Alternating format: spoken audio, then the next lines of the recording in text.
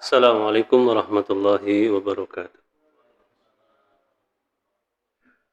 Innal hamdalillah nahmaduhu wa nasta'inuhu wa nastaghfiruh wa na'udzu billahi min shururi anfusina wa min sayyiati a'malina may yahdihillahu fala mudilla lahu wa may yudlil fala hadiya lahu asyhadu an la ilaha illallah wa asyhadu anna muhammadan abduhu wa rasuluh. Allahumma salli wa sallim ala Muhammadin wa ala alihi wa sahbihi wa man tabi'ahum bi ihsanin ila yaumiddin, amma ba'd. Qala ta'ala ya ayyuhalladzina amanu taqullaha haqqa tuqatih wa la tamutunna illa wa antum muslimun. Ya ayyuhan nasu taqu rabbakumul ladzi khalaqakum min nafsin wahidah wa khalaqa minha zawjaha wa batha minhuma rijalan katsiran wa nisaa'a wattaqullaha alladzi tasaaluna bihi wal arham innallaha kana 'alaikum raqiba. يا أيها الذين آمنوا اتقوا الله وقولوا قولا سديدا يصلح لكم أعمالكم ويغفر لكم ذنوبكم ومن يطع الله ورسوله فقد فاز فوزا عظيما. قال رسول الله صلى الله عليه وسلم فإن أحسن الكلام كلام الله وخير الهدي هدي محمد صلى الله عليه وسلم وشر الأمور محدثاتها فإن كل محدثة بدعة وكل بدعة ضلالة وكل ضلالة في النار. Jamaah yang dirahmati Allah Ta'ala, alhamdulillah kita bersyukur kepada Allah Ta'ala atas nikmat yang Allah Ta'ala berikan kepada kita di sore hari di bulan Ramadan. Allah masih memberikan nikmat besar kepada kita, yaitu nikmat mentaati Allah, nikmat beriman kepada Allah Ta'ala, dan inilah nikmat yang paling nikmat karena dengan nikmat iman ini kita bisa bersyukur atas apa yang Allah Ta'ala berikan dan bisa bersabar atas ujian yang Allah Ta'ala timpakan. Dan dunia ini tidak ada keadaan kecuali dua itu. Keadaan sedang dapat nikmat atau sedang dikurangi nikmat. Maka beruntunglah orang-orang yang senantiasa memperkokoh keimanannya, memperkuat keimanannya, karena dia bisa mendapatkan fadilah dari dua keadaan. Keadaan ketika mendapatkan musibah maupun keadaan ketika mendapatkan nikmat. Terlebih lagi di bulan Ramadan adalah bulan panen ya. Bulan panennya orang-orang beriman. Kalau orang salaf terdahulu mereka menyampaikan bahwa bulan Rajab itu bulan menanam. Kemudian bulan Sya'ban adalah bulan merawat dengan menyirami. Maka bulan Ramadan ini adalah bulan panen. Kalau kita nggak pernah nanam, ya belum bisa panen. Ya. Jadi kalau orang salaf terdahulu itu bulan Ramadan betul-betul panen ganjaran. Karena memang sudah mempersiapkan amal solehnya semenjak lama. Minimal 3 bulan, bahkan sebagian mereka berdoa kepada Allah selama 6 bulan agar Allah menyampaikan mereka kepada bulan Ramadan. Persiapannya 6 bulan. Itu sampai sedemikian. Siapa? Yaitu para pendahulu kita yang soleh atau yang sering disebut dengan nama salafus saleh. Tema kita sore ini adalah bagaimana para salaf di bulan Ramadan. Kenapa yang disebut para salaf? Karena memang itu adalah sebuah generasi yang ada legitimasi langsung.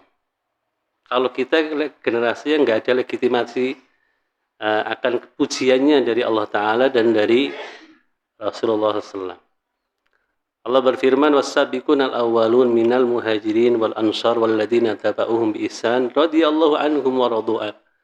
Orang-orang yang terdahulu beriman dari kalangan muhajirin dan ansar dan orang-orang yang mengikuti mereka dengan kebaikan, mereka itulah orang-orang yang Allah ridho pada mereka dan mereka ridho kepada Allah. Jadi Allah memuji itu generasi muhajirin ansar. Yang ini para ulama menyebut mereka adalah pendahulu kita yang saleh. Sudah ada legitimasi dari Allah lagi dalam surat At-Taubah. Demikian pula Nabi bersabda, khairun nasil qarni thumma yalunahum. Sebaik-baik manusia adalah manusia yang sehidup sejaman dengan aku, yaitu Rasulullah SAW dan para sahabat. Kemudian setelahnya yaitu para tabi'in, kemudian setelahnya lagi para tabi'ut tabi'in. Nah, dari sini maka tepat ketika seseorang itu dalam masalah apapun termasuk masalah Ramadan berkaca atau mengambil teladan dari pendahulu yang saleh. Yang tadi disebutkan yaitu para sahabat, para tabi'in, para tabi'ut tabi'in. Ya, merekalah yang kita jadikan contoh sepanjang zaman. Ya. Jadi karena memang para ulama juga sama, mereka yang disampaikan ya ini. Mengikuti generasi yang soleh terdahulu. Kenapa? Mari kita lihat bagaimana di bulan Ramadan para salafus saleh ini begitu indahnya, begitu luar biasanya semangat mereka di dalam mengisi Ramadan yang disebut bulan dengan bulan ibadah, bulan penuh barokah. Mereka para salafus saleh disebutkan oleh Abdul Aziz bin Abi Dawud. Kata beliau, aku mendapati mereka bersungguh-sungguh dalam beramal salih. Ketika mereka telah melakukannya, mereka pun ditimpa kekhawatiran apakah amalan mereka diterima atau tidak. Nah, ini juga poin yang bedanya kita dengan mereka. Pertama poinnya, mereka kalau beramal tuh sungguh-sungguh. Nggak main-main. Yang kedua, ini yang kita juga seringnya nggak muncul. Kalau sudah selesai itu khawatir diterima atau tidak. Nah ini kan kita enggak ya. Kita tuh kalau sudah sholat ya sudah selesai. Diterima atau tidak itu enggak urusan. Ya kan? Enggak urusan. Kita hampir selama ini beramal soleh kan enggak mikir ke amalku jangan-jangan enggak diterima ya. Kan enggak mikir gitu. Wis ya wis. Lah pembedanya dengan mereka begitu. Mereka itu beramalnya sungguh-sungguh. Kemudian ketika selesai itu, jangan-jangan nggak diterima. Maka sibuk mereka berdoa. Maka dalam riwayat juga disebutkan mereka selesai Ramadan itu 6 bulan setelahnya itu berdoa kepada Allah agar diterima amalannya. Coba 6 bulan loh, nggak main-main. Ya Allah, mudah-mudahan amalan saya selama Ramadan yang banyak itu diterima ya Allah. Karena kalau nggak diterima kan apa bahasanya muspro. Ya. Sudah capek-capek nggak dapat apa-apa itu kan selama 1 bulan lagi. Maka jamaah yang dirahmati Allah, tentu perkataan ini juga menunjukkan layak untuk ditiru kesungguhannya dalam beribadah kepada Allah Subhanahu wa taala dan juga bagaimana perhatian mereka dalam masalah amal ini sampai khawatir kalau amalannya tidak diterima. Dua hal ini saja sudah menunjukkan bagaimana bedanya kita dengan para pendahulu kita yang saleh. Jamaah yang dirahmati Allah Ta'ala, yang pertama, yang paling mudah untuk bisa kita tiru ya. Ini karena ini adalah yang bisa dilakukan oleh siapapun. Itu pertama dalam masalah tadarus Al-Quran. Karena ini yang termasuk paling mudah untuk bisa ditiru dibandingkan dengan hal yang lain kalau disebutkan nanti. Allah Ta'ala berfirman, A'udzubillahi minasyaitonir rajim. Syahrul Ramadan alladzi unzila fihi al-Qur'an hudan lin-nasi wa bayyinatin minal huda wal furqan.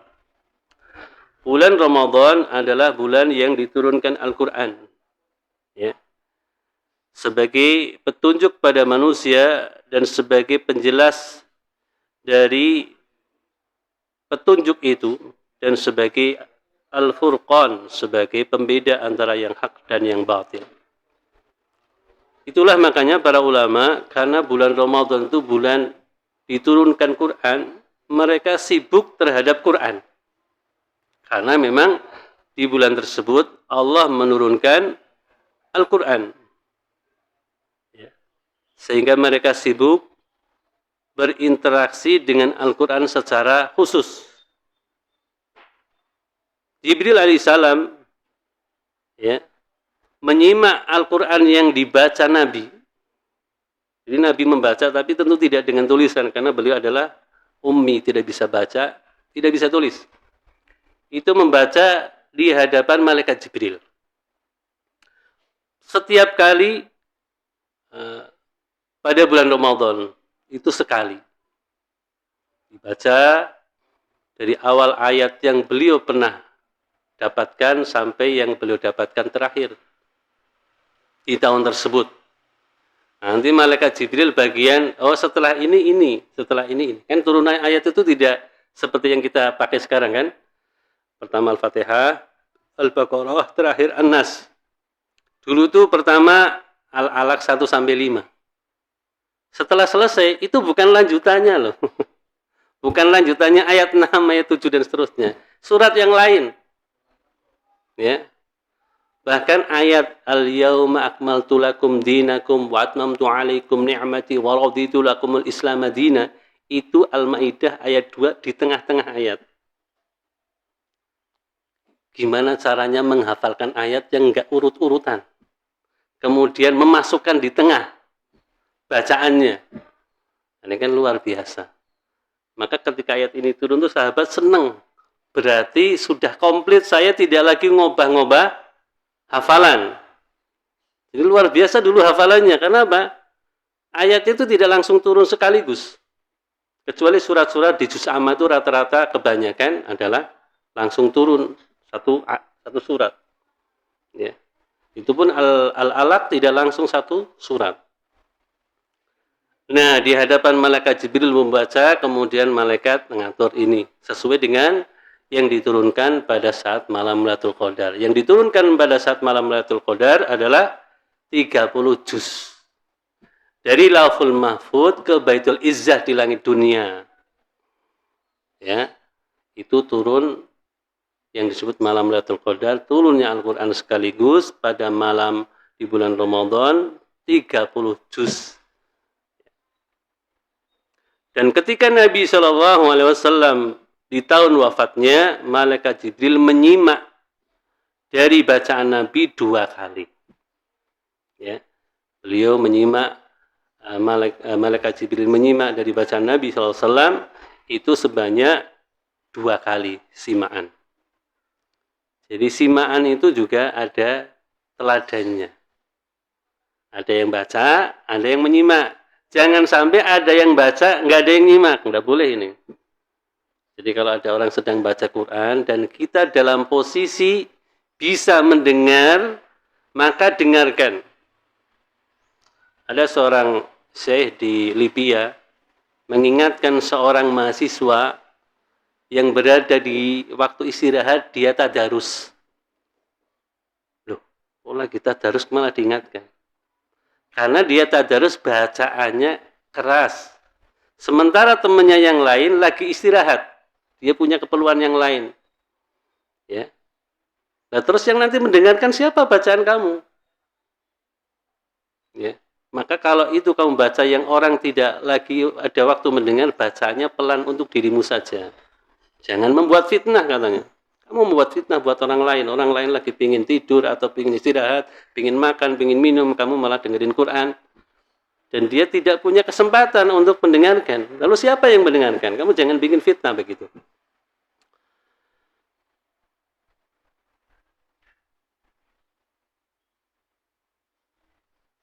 Bahkan dalam hadis Ibnu Abbas bahwa annal mudarisah tentang pengkajian dalam Al-Quran ini bainahu wa baina Jibril kanat lailah. Itu terjadi di malam Ramadan. Ya, Nabi membaca di hadapan malaikat Jibril itu terjadi pada malam Ramadan. Dan ini juga menunjukkan disunahkannya memperbanyak membaca Quran, terutama pada malam bulan Ramadan. Ya. Jadi habis tarawih, makanya ya di kita sebenarnya cukup bagus, artinya hanya perlu diatur yang lebih syar'i ketika habis tarawih pada tadarus, ya kan gitu. Hampir hanya perlu dirapikan, diantaranya jangan sampai mengganggu orang yang memang tidak lagi kesempatan untuk mendengar atau menyimak. Jadi baca ya tadarus, kalau memang harus saling baca menyimak ya beberapa orang, nggak perlu sampai suaranya keluar ya. Jadi nggak perlu sampai suara bacaannya itu sampai keluar yang bisa menyebabkan orang lain ini yang mendengarkan siapa, kecuali mereka sedang berada pas posisi mendengarkan ayat-ayat Allah Subhanahu wa taala. Sehingga jamaah yang dirahmati Allah taala, para salaf terdahulu juga akhirnya bersemangat untuk memperbanyak membaca Al-Qur'an pada bulan Ramadan. Bahkan disebutkan bahwa pendahulu kita yang saleh itu Imam Anas bin Malik bin Anas, ya. Bukan Anas bin Malik. Kalau Anas bin Malik itu sahabat Nabi. Kalau Malik bin Anas itu adalah gurunya Imam Syafi'i. Jangan kebalik ya. Anas bin Malik itu sahabat. Malik bin Anas itu gurunya Imam Syafi'i. Beda antara mereka. Disebutkan dalam riwayat tentang Imam Malik bin Anas ini, beliau itu kan punya kitab namanya Al-Muwatta, yang beliau ajarkan kepada kaum muslimin di zamannya. Ya. Beliau mengajar biasa di hari-hari biasa. Tapi ketika sudah masuk Ramadan, disebutkan dalam riwayat bagaimana beliau ini meninggalkan majlis mengajarkan hadis, mengajarkan ilmu yang biasa beliau sampaikan kepada umatnya. Kemudian beliau malah sibuk dengan membaca Quran dengan mushaf. Padahal beliau hafal. Ya. Padahal beliau hafal, tetapi ketika bulan Ramadan beliau membaca Quran itu dengan mushafnya. Beliau membaca dengan mushafnya langsung, karena beda dengan hafalannya. Dengan mushaf itu ada keutamaan tersendiri. Bisa membaca mushaf. Kalau HP ya ada mungkin mushafnya ya, tapi tidak disebut mushaf. Karena memang terkadang kalau HP ada notifikasi kan ganggu ya. Lagi pas baca. Itu berbeda dengan betul-betul Quran.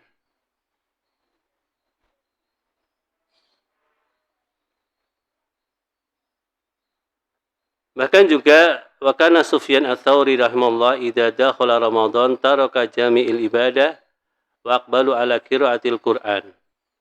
Beliau Imam Sufyan ats-Tsauri apabila masuk Ramadan itu meninggalkan seluruh ibadah-ibadah sunnah. Beliau lebih sibuk untuk deres, untuk baca Al-Quran. Ini siapa? Ini Imam Sufyan ats-Tsauri rahimahullah, ketika sudah Ramadan, beliau sibuk dengan tadarus Al-Quran.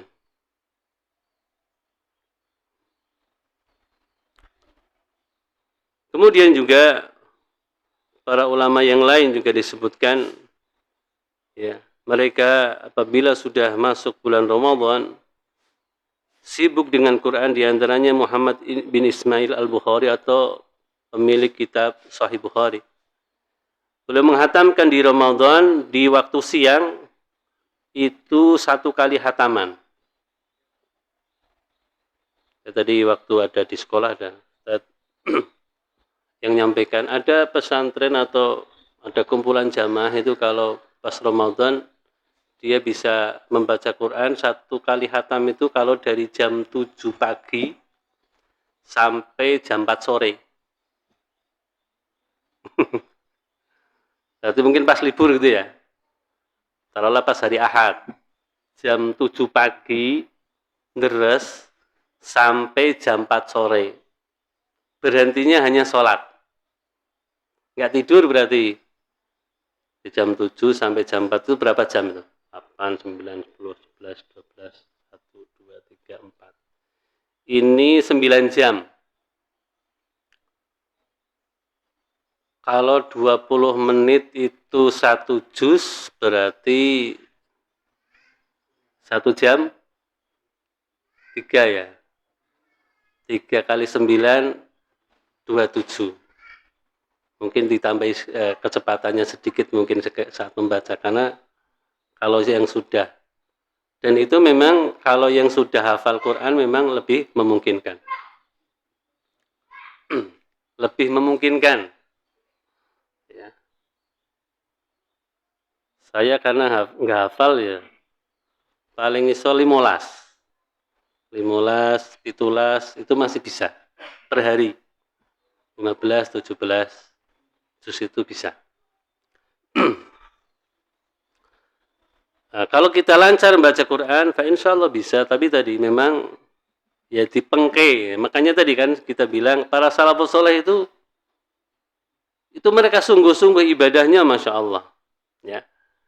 Sufyan As-Sawri tadi sudah disebutkan, Muhammad bin Ismail Al-Bukhari, kemudian juga para ulama yang lain. Ya. Mereka juga banyak dicontohkan membaca Quran dengan bilangan yang sangat banyak.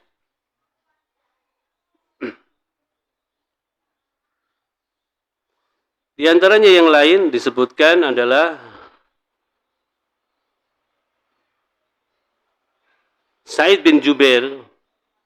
Beliau menghatamkan Quran pada setiap 2 malam. Ya, berarti ini tadi ya 15 juz. Ini insya Allah bisa kalau kita lancar baca Quran, kita sungguh-sungguh, insya Allah bisa. Ya. Mertua saya itu selama Ramadan 10 kali yang di Pekalongan. Itu sehari 10 juz. Dia sambil, kan dia pedagang material, toko material. Ya. Jadi sambil nunggu ngaji. Nanti kalau ada yang beli, berhenti dulu, kemudian dagangan. Yang paling banyak malamnya. Ini ibu-ibu. Sekarang usianya mungkin ya 60 lebih.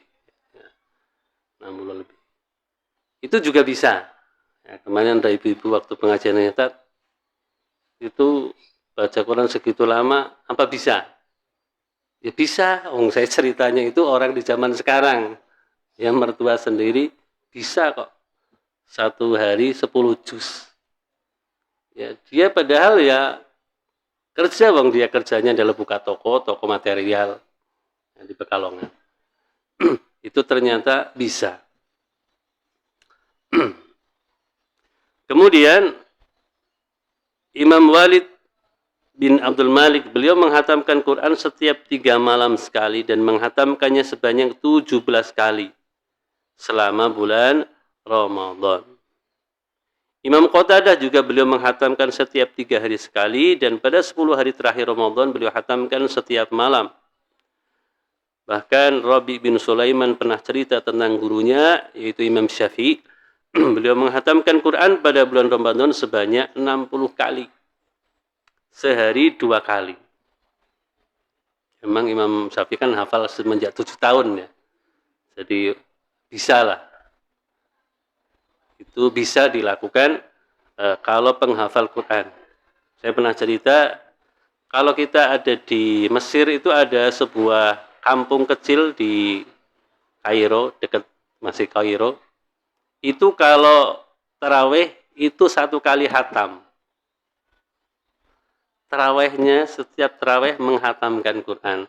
Jadi mulai bar isya nyampe meh sahur. Tiap hari. Imamnya usianya 60 tahun. Imamnya usianya juga 60 tahun lah. Terus jamaahnya masih muda kan yo isin to nek ra kuat. Wong imamnya saja usianya 60 tahun. Saya dikasih tahu cerita teman, dia nggak tahu kalau sholatnya selama itu. Dia nggak kuat di tengah-tengah sholat tertidur. Di tengah-tengah sholat kan tertidur karena nggak terbiasa. Bangun-bangun sudah mau selesai, dia bilang lah, kamu nggak ngasih tahu kalau sholatnya memang nanti 1 kali hatam. Nek, kamu enak, kamu hafal Quran bisa sambil nyimak. Jadi kalau penghafal Quran itu juga sebagai sarana menyimak Al-Quran dengan melakukan sholat malam 30 juz. Ini teladan para salafus saleh terkait dengan tadarus Al-Quran. Yang kedua, jamaah yang dirahmati ta'ala, juga disebutkan oleh para ulama tentang bagaimana para salaf dalam masalah sholat malam. Iya. Jadi kita faham jamaah yang dirahmati Allah Ta'ala bahwa dahulu Nabi SAW itu tidak pernah lebih dari 11 rakaat. Cuma jangan kamu tanyakan panjang dan lamanya. Ya, Nabi sholat dari tengah malam, ya, itu sampai juga menjelang waktu subuh. Tidak lebih dari 11 rakaat. Ya, kemudian diikuti sahabat. Kemudian makin lama makin banyak. Akhirnya Rasulullah SAW kemudian nggak meneruskan karena apa? Khawatir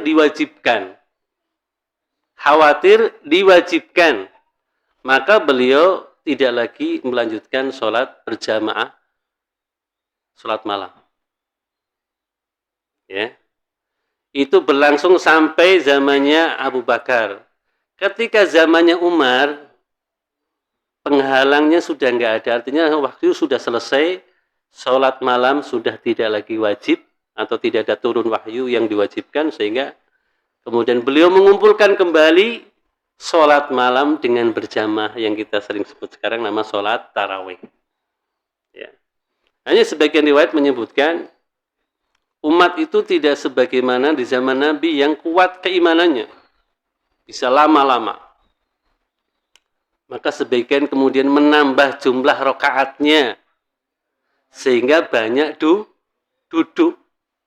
Maka kemudian ada bilangan yang sampai 23 rakaat. Ya. Hanya kalau kita di Mekah, di Madinah, ya sholat tarawihnya 21 kalau enggak 23. Ya. Sholatnya panjang.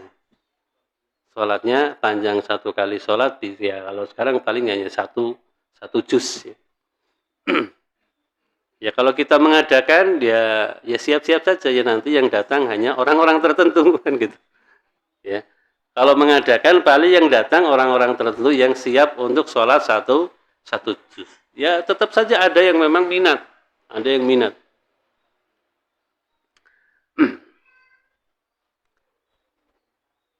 Dan demikian para salafus saleh mereka meminta ya, untuk membaca dalam sholatnya 200 ayat. Ya disebutkan dari As-Sa'ib bin Yazid, dia berkata Umar bin Khattab memerintahkan Ubay bin Ka'ab dan Tamim bin Ad-Dari radhiyallahu anhuma mengimami manusia pada malam Ramadan, yaitu sholat tarawih. Kemudian imamnya membaca 200 ayat. Sampai-sampai kami bersandar kepada tongkat-tongkat karena lamanya berdiri. Tidaklah kami selesai dari sholat kecuali telah mendekati waktu subuh. Ini dibandingkan yang pertama tadi lebih berat mana? Yang tadarus. Kan kita milih. Kalau nggak bisa, ya milih yang pertama aja, yang tadarusnya diperbanyak. Nah, kalau berdiri sholat malam lebih lama kita berat, kita banyak tadarus. Dahulu kami selesai dari sholat malam pada bulan Ramadan, kami pun bersegera mempersiapkan makan karena takut datangnya waktu subuh. Jadi ketika sholat malam itu, rampungnya itu mesti menjelang waktu mau sahur, waktu mau subuh. Nah ini para pendahulu kita yang saleh di dalam memberikan teladan, ya, di sholat malam mereka. Daud bin Husain dari Abdurrahman ibnu Hurmus, dia pernah berkata bahwa para qari, para imam tarawih dahulu membaca surat Al-Baqarah dalam 8 rakaat. Kalau kita 20 ayat itu sudah 8 rakaat. 20 rakaat, 20 ayat itu sudah 8 rakaat kalau kita. Jadi cukup 1 rakaat, ya 1 sampai 5 begitu udah. Kalau ditambah sedikit mesti ada yang dehem itu biasanya. Ya, kalau kita mesti ada yang dehem kalau kepanjangan. Padahal imam itu diikuti. Lah imamnya nggak dehem kok melu dehem kan? Imamnya nggak dehem kok malah pada dehem. Kecuali imamnya dehem, nah itu kan dehemnya mungkin karena serak atau apa ya. Ya, jadi kalau sekarang itu imam itu diatur sama jamaah. Kalau dulu yang ngatur jamaah itu siapa?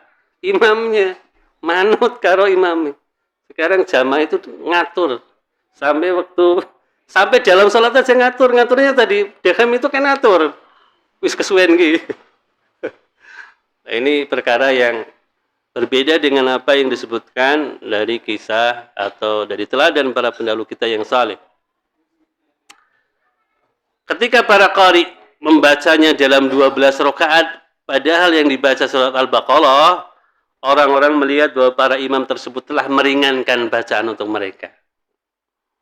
Jadi yang semula hanya 8 rakaat, bisa untuk sampai 12 rakaat. Itu dianggap membantu meringankan.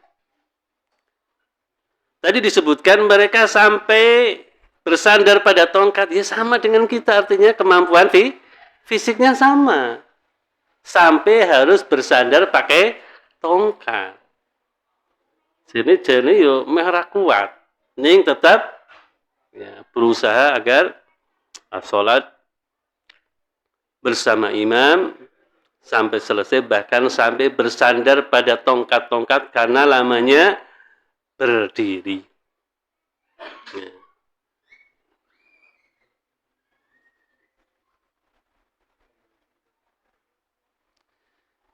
Dahulu aku pernah mengimami manusia pada bulan Ramadan, kata Ibnu Abi Mulaikah. Aku membaca pada 1 rakaat surat Alhamdulillah di Fatir dan yang semisalnya. Tidak sampai kepadaku bahwa ada seorang pun yang merasa keberatan. Nah, kalau dulu nggak ada yang keberatan. Ya, kalau imam bacanya lama, nggak ada yang merasa keberatan. Kalau sekarang, nyampaikan ke takmirnya. Takmirnya yang biasanya menyampaikan ini imamnya kesuwen. Nah, iso dikurangi, oleh ke imam sing liyane gitu. Iya. Dahulu Abu Mi jelas tinggal di sebuah perkampungan pada bulan Ramadan. Beliau menghatamkan Quran dalam sholatnya itu setiap 7 hari.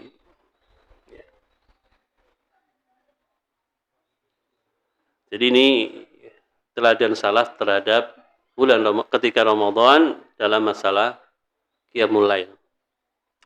Berikutnya yang ketiga, kalau ini kan khusus ya. Para ulama salaf dan sifat pemurah mereka, kedermawanan mereka ketika bulan Ramadan. Nah ini kan makanya poin nomor 3, karena ini tidak setiap orang bisa. Kalau nomor 1 setiap orang bisa, kalau yang penting bisa baca Quran. Kalau yang ini terkait dengan harta, ya, terkait dengan kemampuan finansial yang tidak setiap orang bisa.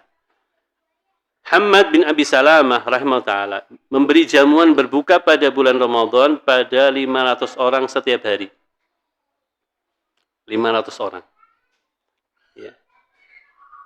Dan setelah Idul Fitri, beliau memberi masing-masing mereka 500 dirham. Jadi semangatnya. Karena Nabi SAW itu kalau sudah bulan Ramadan itu, kedermawanannya seperti angin bertiup. Angin kalau bertiup masuk ke sini, itu yang kena siapa? Hah? Semuanya. Jadi kalau sudah di bulan Ramadan itu, semua merasakan kedermawanannya Nabi begitu. Saking luar biasanya. Semua merasakan kedermawanannya Nabi Shallallahu Alaihi Wasallam, seperti angin bertiup. Itu yang dicontohkan Nabi SAW, dan para salaf terdahulu mereka juga demikian. Di antaranya Hamad bin Abi Salamah rahimahullah taala memberi jamuan berbuka pada bulan Ramadan single. Disinggeli dewi gitu. 500 orang tiap hari. Selesai Ramadan Idul Fitri, masing-masing 500 orang itu dikasih 500 dirham. Ya. Kenapa itu? Mereka semangat di dalam memberi ketika di bulan Ramadan. Karena pintu surga kan dibuka yang 8 itu. Pintu surga itu ada pintu sedekah. Ya. Pintu surga itu ada pintu sedekah selain pintu Rayyan. Pintu jihad, pintu birrul walidain. Pintunya wal kadzibinal ghaidha. Itu ada pintu sedekah. Makanya di bulan Ramadan banyak orang-orang berlomba untuk sedekah. Untuk memberi kepada orang yang tidak mampu atau memberi kepada orang-orang yang berbuka.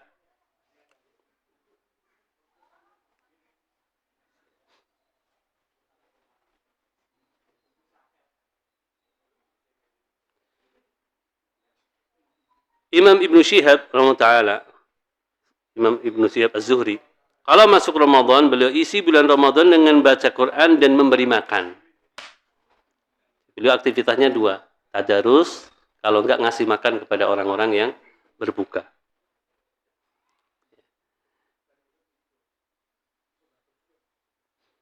Ini teladan para salaf kita di bulan Ramadan. Yang ketiga terkait dengan bagaimana mereka memberikan contoh kepada kita di dalam memberi atau sedekah di bulan Ramadan. Itu mereka juga orang yang luar biasa. Ya, kalau di negeri-negeri kayak di Saudi, di Mekah, Madinah itu juga orang itu berebut nyari orang makan yang dia bisa kasih. Itu rebutan. Nyari sini nih tak kasih, sini tak, rebutan. Kenapa? Dia ingin dapat ganjaran dari dia tanpa mengurangi ganjarannya dia, begitu.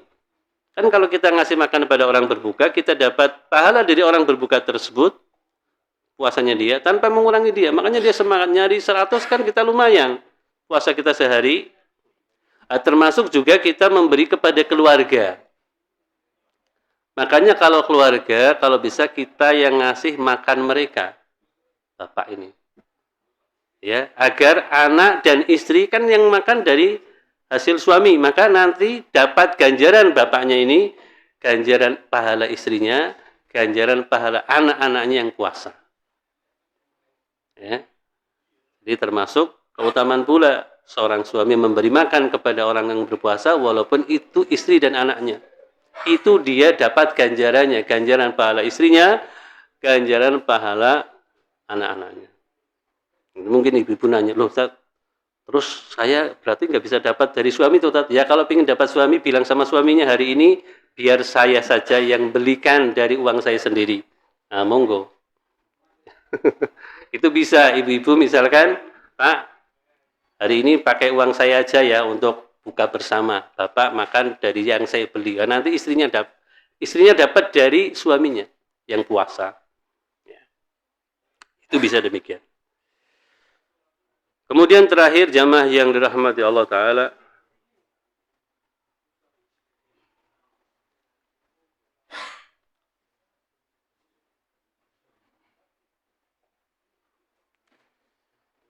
tentang sedikit berbicara di bulan Ramadan.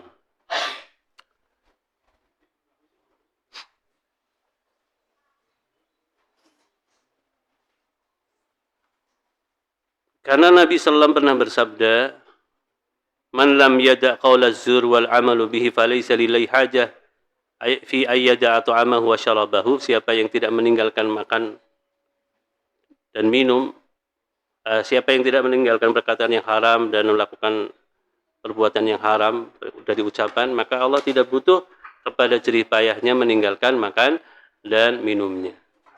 Maka mereka bahkan ada yang seharian itu lebih banyak tadarus dan juga berdiam di rumah, keluar kecuali hanya untuk melaksanakan ibadah kepada Allah Ta'ala demi menjaga lisannya dari mengatakan berkata-kata yang tidak benar. Demikian jamaah yang dirahmati Allah, karena waktu sudah mau berbuka, kita berdoa kepada Allah Ta'ala agar Allah Ta'ala